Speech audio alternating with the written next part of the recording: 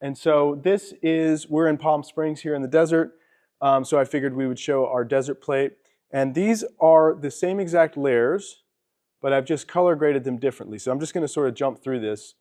These are not separate renders, okay? These are not separate renders at all. These are the same renders with some different color grading and layers applied to them. And so I will do one from scratch now. If I jump into this one, and let's just change the sky here.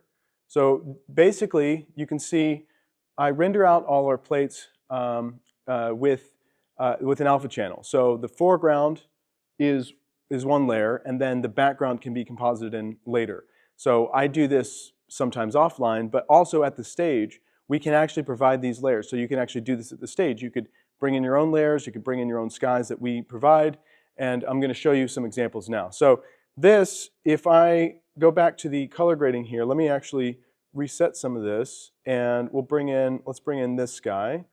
And now this sky, I can grade this completely different. So you see how I can make the brightness, it's independent of the foreground layer. And this is obviously very important for lots of reasons. And let me go in here and actually show you that we can actually rotate this world as well. So I can rotate the sky, and let's actually do something like this. And let me come back up one, and I will now change the foreground environment. See, I can change this separate from the sky as well, right? So I can change the color here and make it more blue, or I can desaturate it maybe is the thing to do here.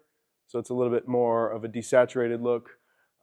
And these things like this is kind of a new way of doing car process, a new way of doing video playback that not many people have seen yet. And I think it's actually going to be very disruptive. I think it's really, really powerful. And from the stage perspective, especially through camera, all of these things are really important, especially think of the sky. Sometimes it's blown out and you want to see some detail in the sky.